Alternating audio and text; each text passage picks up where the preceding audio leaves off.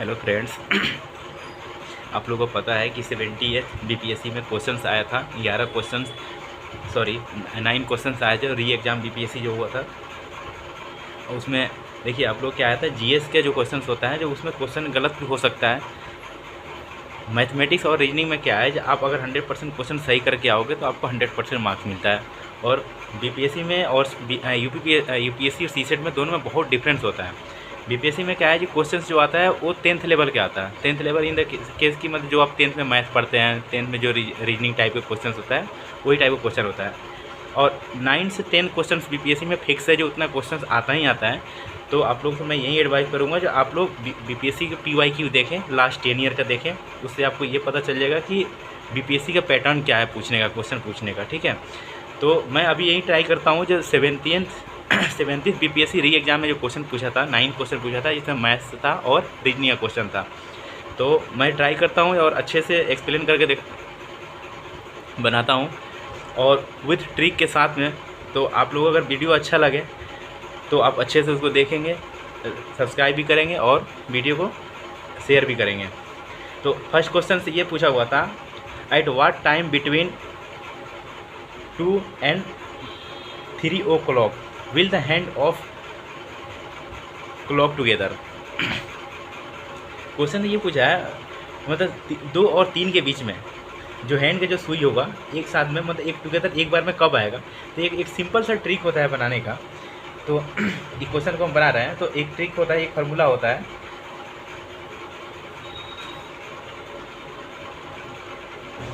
(11/2m - 30h where m equal to minute. जो m है वो मिनट को रिप्रेजेंट करता है और h है वो आवर्स के रिप्रेजेंट करता है। ठीक है, तो यहाँ पे क्वेश्चन दिया है 2 और 3 के बीच में, मतलब 2 और 2 and 3 o'clock। तो हमारे पास क्या है, हमारे पास थीटा नहीं गिवन नहीं है, हमारे पास एच गिवन है। एच जो कितना है 2 है। तो हम क्या करेंगे 11/2m - 30h। इसका फार्मूला क्या होगा 11/2m, मतलब मुझे m तो पता नहीं है, 30 एच का वैल्यू कितना दिया है 2 दिया, यानी 2 आवर होता है। तो 11/2m - 60। अब यहाँ से हम m का वैल्यू निकालेंगे, डेट मीन्स थीटा का वैल्यू निकालेंगे। तो हम यहाँ पे क्या करेंगे 11/2m = 60। यहाँ पे माइनस में है तो इधर जाके प्लस में हो जाएगा। अब यहाँ से m का वैल्यू हम निकालेंगे तो 60 × 2/11। अब यहाँ पे क्या होगा 120/11, मतलब 120/11 हो गया।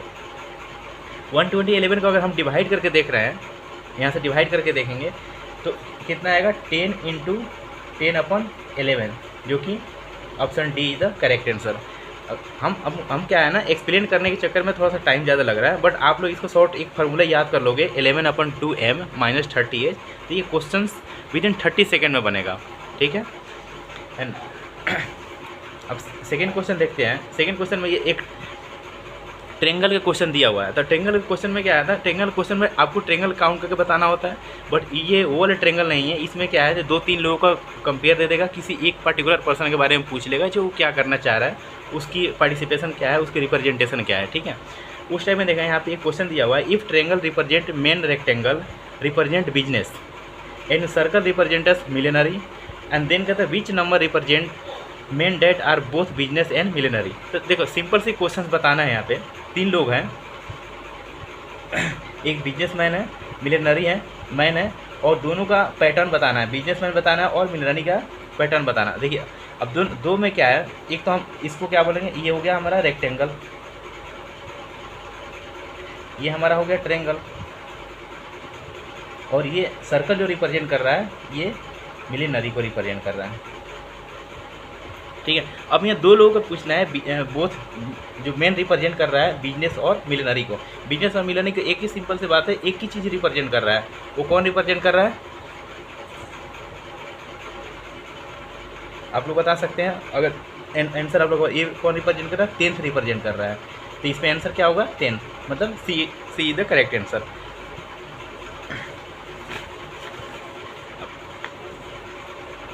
क्वेश्चन नंबर थर्ड देखेंगे। क्वेश्चन नंबर थर्ड में पूछा है how many triangle are there in the following figure.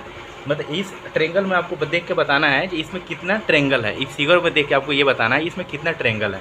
तो ट्रेंगल हम कैसे काउंट करते हैं, पहले आप लोगों को एक बेसिक बता देना है। ट्रेंगल काउंट करने का प्रोसेस होता है। फॉर एग्जांपल ये सिंपल ट्रेंगल हो गया, यहाँ पे क्या होगा, वन ट्रेंगल हो गया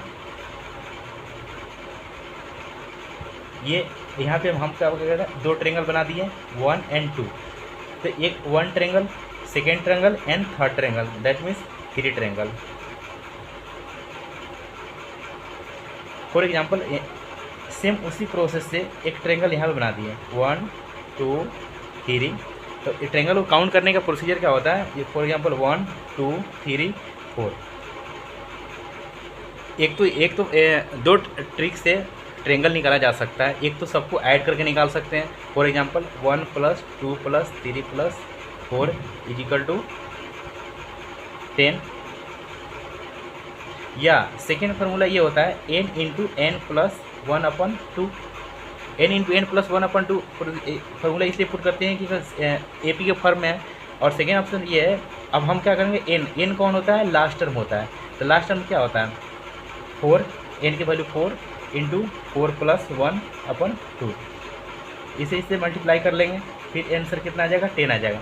तो चाहे आप ये फार्मूला का यूज करो या ये फार्मूला का यूज करो, आंसर में कोई डिफरेंस नहीं आता है। अब इसमें क्वेश्चन क्या पूछा है, इसमें ट्रेंगल पूछा है जो हाउ मेनी ट्रेंगल, मतलब इसमें कितने ट्रेंगल हैं। तो हम एक सिंपल सा फार्मूला अपनाएंगे, बिकॉज ये वाला फार्मूला यहाँ पर टिक तो काम नहीं आएगा।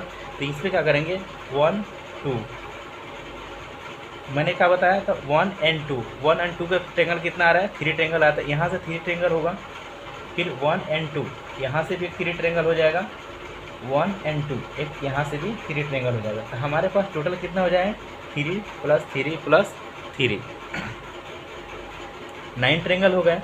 अब देखो, अब कंफ्यूज नहीं होना है कि ये इतना ट्रेंगल हो गया, नहीं। एक तो पूरा ट्रेंगल है, फुल ट्रेंगल है, +1। एक ये ट्रेंगल है एंड सेकेंड ये ट्रेंगल है।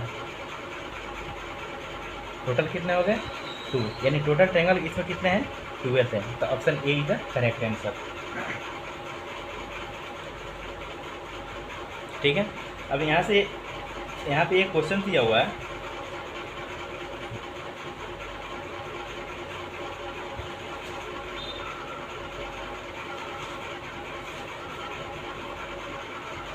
यहाँ पे एक कैलेंडर का क्वेश्चन दिया हुआ है। देखिए, कैलेंडर का क्वेश्चन बनाना बहुत ईजी है। मैंने पहले एक वीडियो बना के डाल रखा हूँ। पहले आप लोग कैलेंडर का क्वेश्चन बनाने से पहले जाकर कैलेंडर को ट्रिक देख सकते हैं। उसमें लीप ईयर कैसे समझाए हैं, एक्सप्लेन किए हुए हैं, ऑर्डिनरी ईयर कैसे एक्सप्लेन किए हुए हैं। देन उसके बाद आके ये क्वेश्चन बनाऊंगे तो आपके मतलब 30 सेकेंड में ये आप क्वेश्चन आपसे सॉल्व हो सकता है, अगर आप ट्राई करके देखो। तो पहले आप उस वीडियो को देख लें, ये कैलेंडर क्वेश्चन बनाने से पहले। तो मैं आपको ये रिकमेंड करूँगा पहले वीडियो देख लें, उसके बाद सेकेंड क्वेश्चन आके यहाँ पे आप लोग ट्राई करके देख सकते हैं कि क्वेश्चन कितना ईजी है। फिर भी मैं यहाँ पे भी एक क्वेश्चन सॉल्व करके दिखा रहा हूँ आप लोगों को। क्वेश्चन पूछ रहा है, January 1, 2008 इज ट्यूजडे। 1 जनवरी 2008 को था, वो ट्यूजडे था। ट्यूजडे कभी कभी एग्जामिनर क्या होता है, जो यहाँ पे डेट जो डे दिया हुआ रहता है वो गलत भी दे सकता है। ठीक है। तो पहले क्या करेंगे, हम पहले ये चेक करेंगे जो 1 जनवरी 2008 को ट्यूजडे था या नहीं था। तो इसको निकालने का एक ट्रिक होता है, मैंने एक कोड बताया था, आप लोग ये नोट डाउन कर सकते हैं अगर प्रीवियस ईयर पेपर नहीं देखना चाहते हैं तो। एक कोड होता है 14 250 36 146।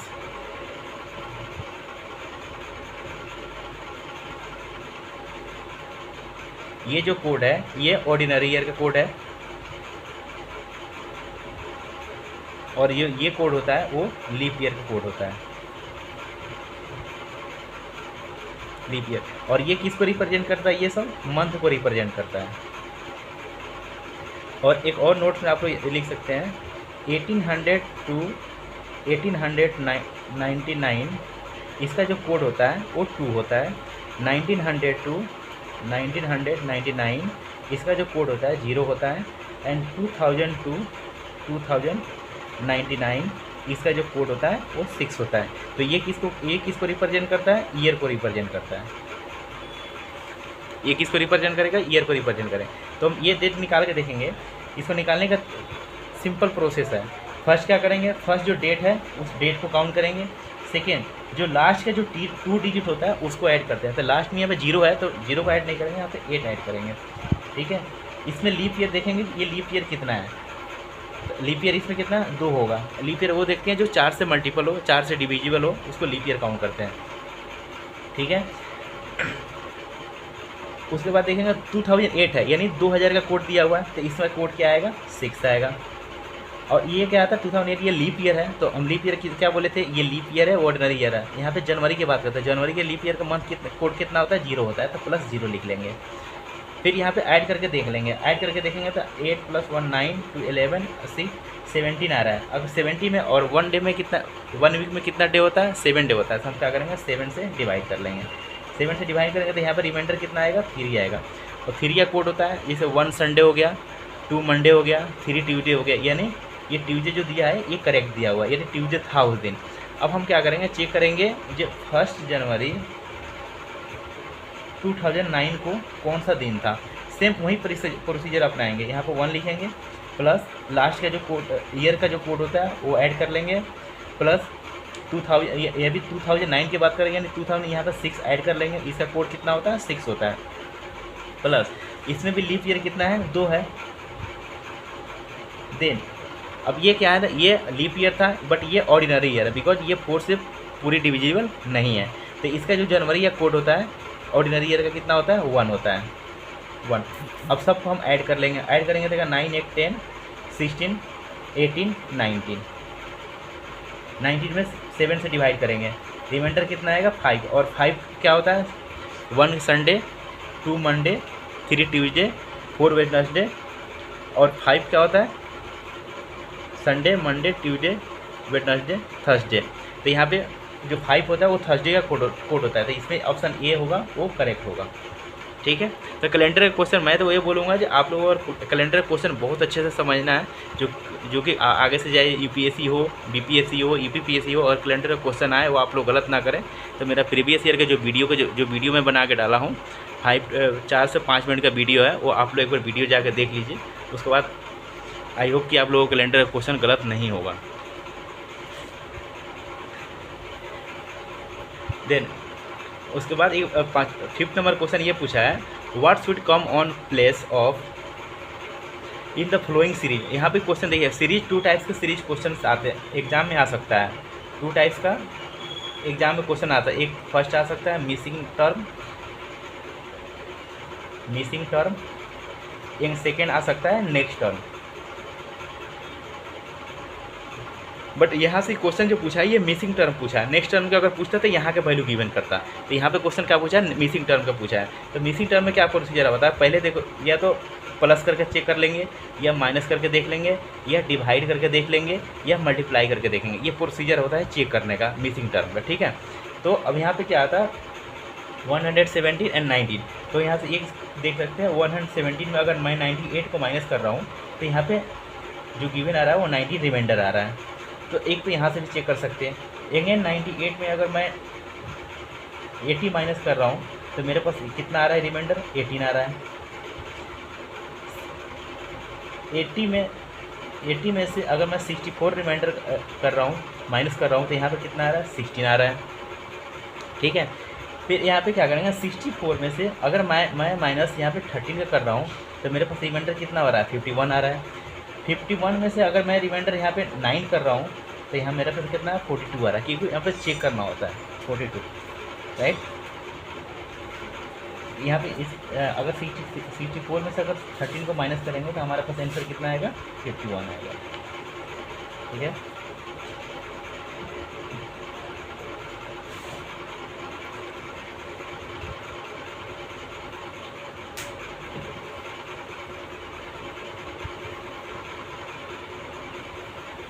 एक क्वेश्चन नंबर 6 में ये पूछा है there are 15 chairs in a row.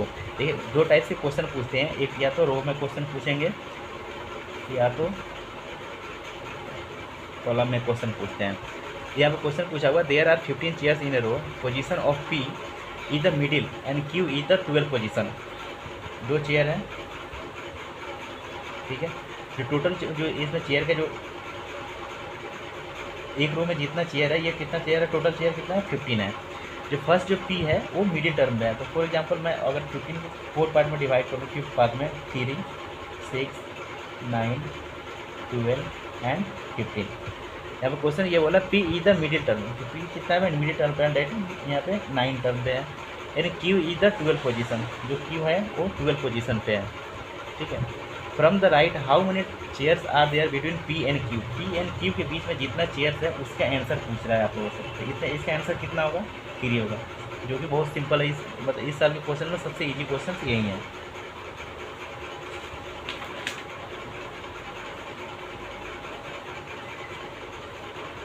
Question number 7 में ब्लड रिलेशन का क्वेश्चन दिया हुआ है, जबकि जो कि ब्लड रिलेशन क्वेश्चन बहुत इंपॉर्टेंट होता है और एवरी एग्जाम में, या तो यूपीएससी हो, बीपीएससी हो, यूपीपीएससी हो, ब्लड रिलेशन के एक क्वेश्चन आता ही आता है। तो ब्लड रिलेशन और सिंपल भी है, तो ब्लड रिलेशन के जब भी क्वेश्चन सॉल्व करें तो उसको रो में या तो कलम में सजा के देखें, क्वेश्चन को पैटर्न को समझे पहले, जो क्वेश्चन क्या बोलना चाह रहा है, ठीक है।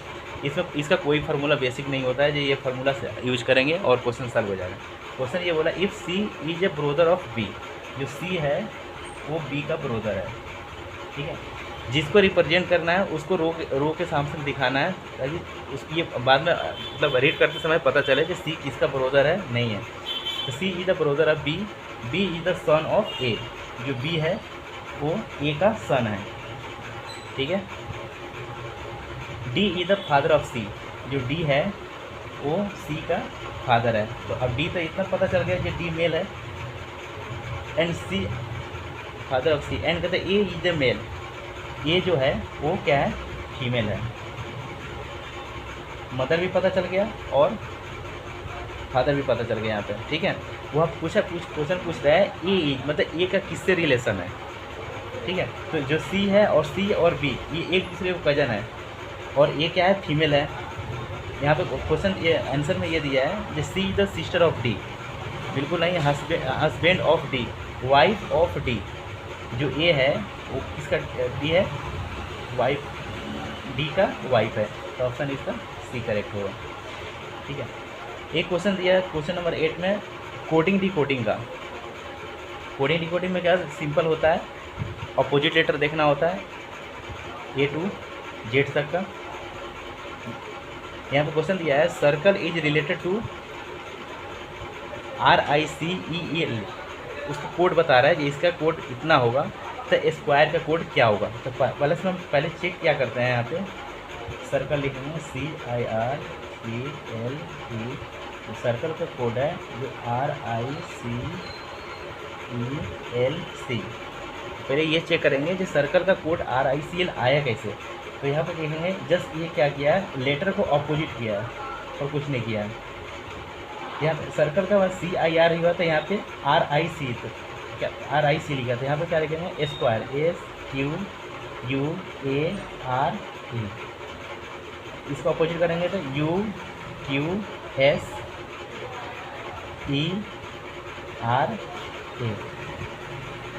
जो कि ऑप्शन ए में दिया हुआ वही ऑप्शन ए आंसर होगा इसका।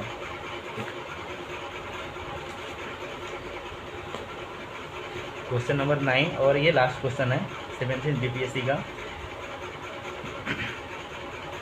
क्वेश्चन दिया होता है right table from a point X state to Y in कहते हैं डिस्टेंस ऑफ 80 मीटर। एक फॉर एग्जाम्पल आप यहाँ पे एक राज का मान लीजिए एक घर है, ठीक है। यहाँ से वो 80 किलोमीटर का डिस्टेंस तय कर रहा है, तो यानी 80 किलोमीटर वो गया। Then he turn right and walk 50 kilometre, और यहाँ से राइट गया और 50 मीटर वो चला वहाँ से। फिर देन ही टर्न कर the right and walk 50 metre, फिर वो अपने राइट मुड़ा और 50 मीटर चला। देन अगेन टर्न कर द 70 मीटर और फिर देन अगेन टर्न हुआ और वो 70 मीटर राइट टर्न किया। क्वेश्चन ये बोल रहा है finally the turn right and walk 50 metre, then again 50 metre चला। How far is the from the starting point, जो स्टार्टिंग पॉइंट से था और यहाँ का पॉइंट का वो डिस्टेंस पूछ रहा है। ये जो टोटल डिस्टेंस है वो 80 है और यहाँ पे 70 चला था। तो ये जो जो टोटल इसका डिस्टेंस है कितना है, 10 मीटर है, जो कि 3 मीटर आंसर दिया हुआ है।